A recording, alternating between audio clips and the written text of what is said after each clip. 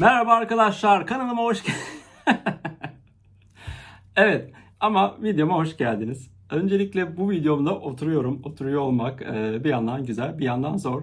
Çünkü bir yerleri gezerken göstermek, o anda yürürken konuşmak benim her zaman yaptığım bir şey ve daha kolay oluyor. Bu da kanalım için bir ilk, onlar da zamanla ilkti, bu da bir ilk.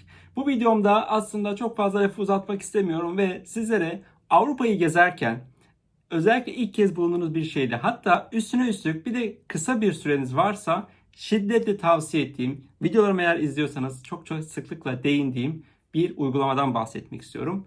Bu da Free Walking Tour arkadaşlar. Şuraya bir yere yazarım tekrardan.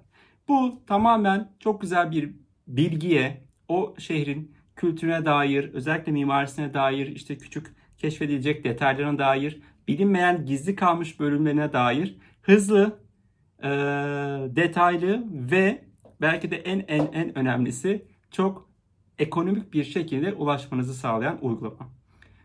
Videolarıma bahsederken sürekli ülkelerle ilgili, mimariyle ilgili, tarihiyle ilgili bilgiler vermeye çalışıyorum. İşte bu bilgileri tamamen demeyeyim aslında. Birçok internet sayfasından bakıyorum.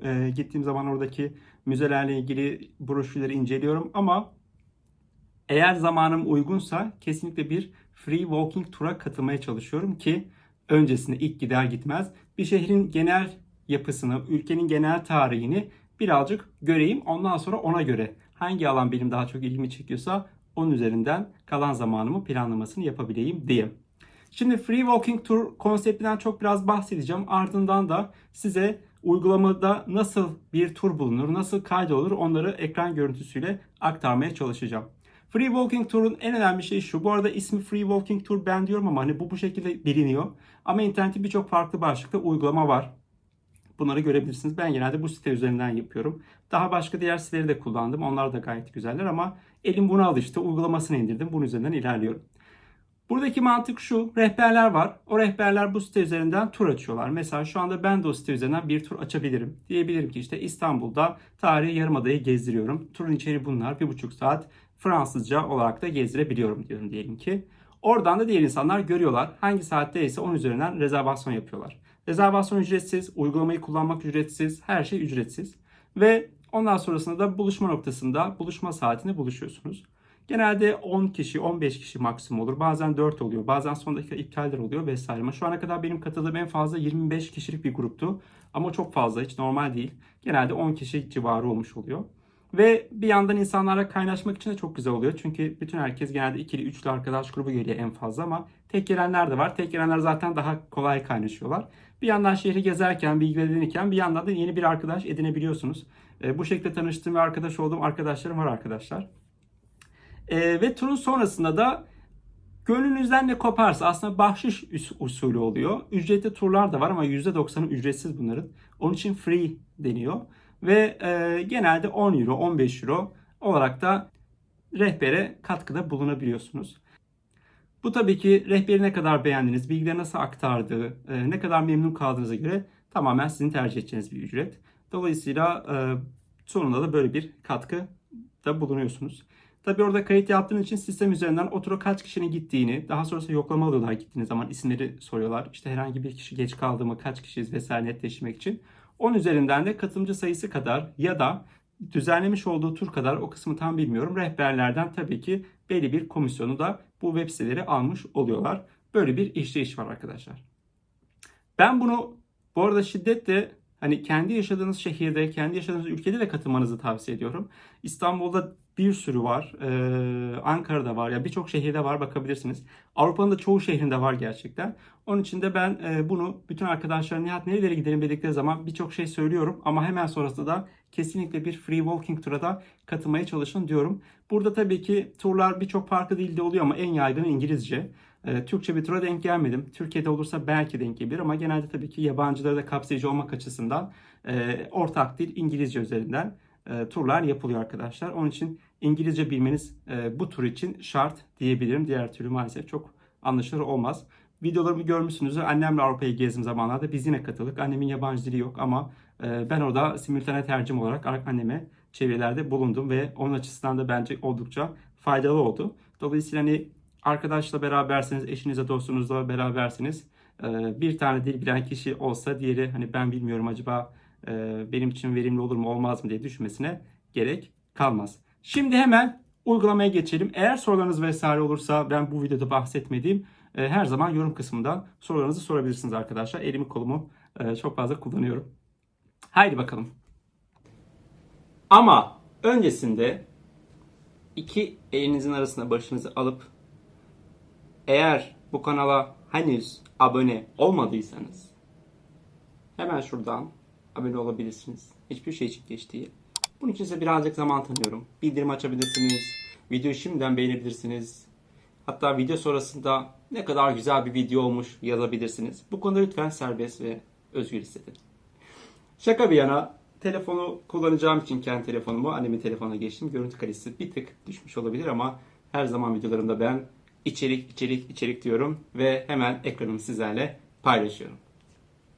Evet, şu anda uygulamaya başlatıyorum arkadaşlar. Bu arada indirmenize gerek yok. Uygulamaya sahip olmanıza gerek yok.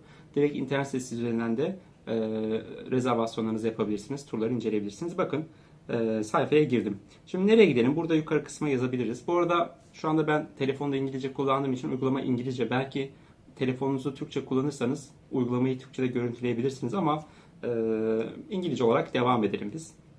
Nereye gidelim? Avrupa'da en sevdiğim şehirlerden biri olan Barcelona'ya gidelim hep beraber. Evet, Barcelona yazdık.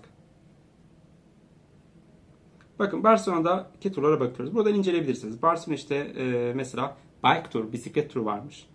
Biliyorum. Bu fena gözükmüyor. Bestseller var mesela en çok satılan.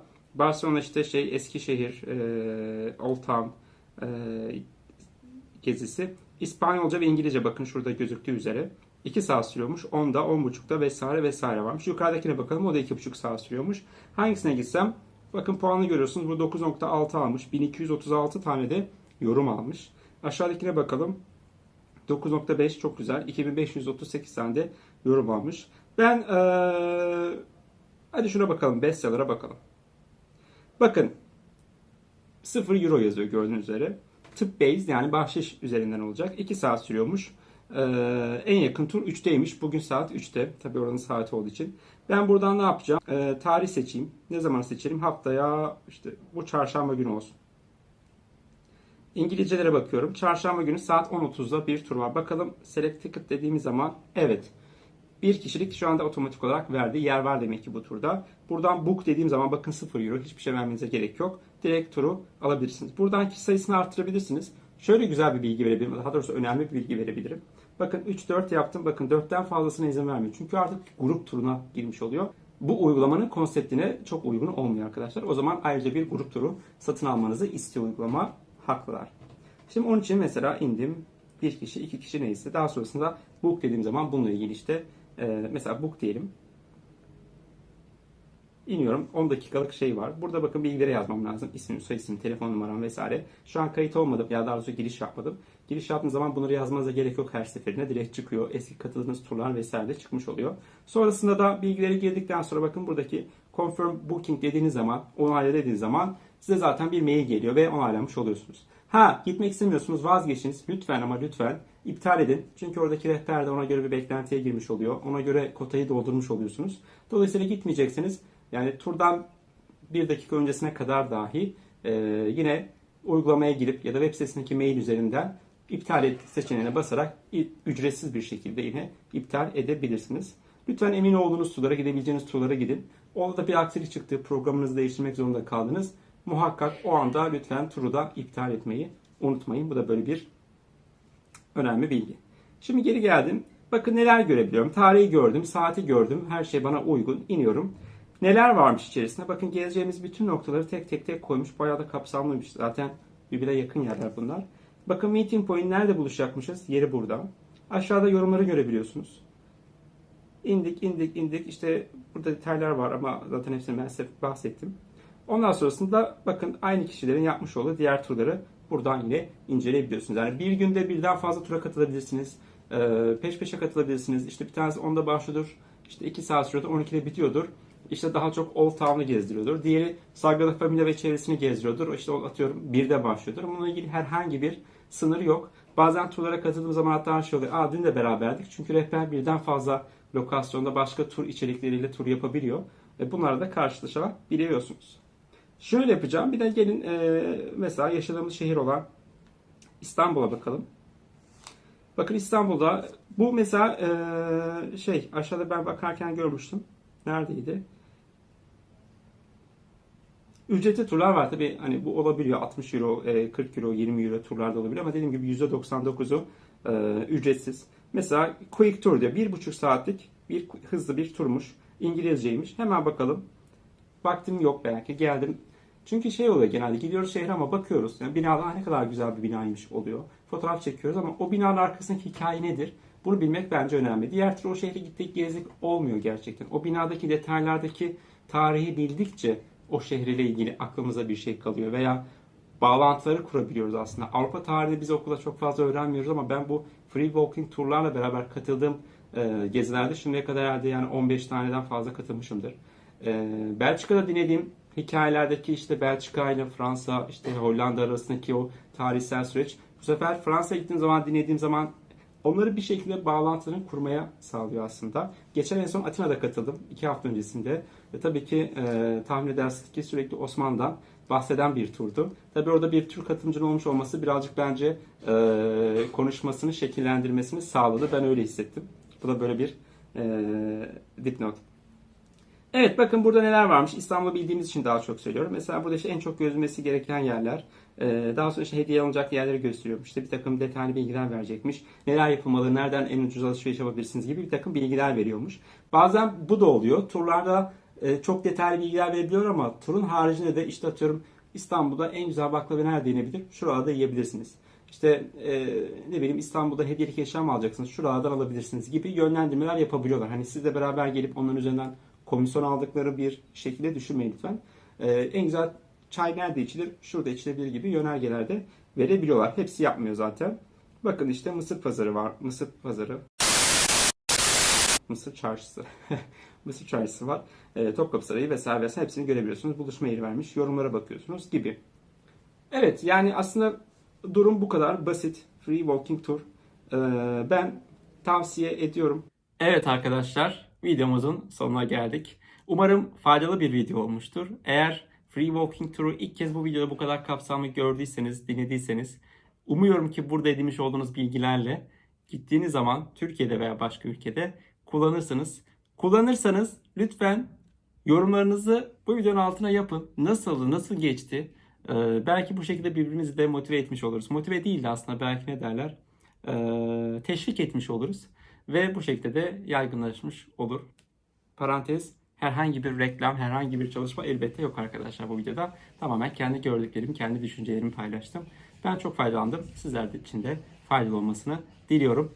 Ve son kez videoyu beğenip kanala abone olmayı lütfen unutmayınız. Ve sadece abone olmanız yetmez. Çevrenizdeki en az 5 kişiyi de bu muhteşem kanala abone etmenizi bekliyorum arkadaşlar. Şimdiye kadar izlediğiniz için çok teşekkür ediyorum. Kendinize iyi bakın. Sağlıkla kalın.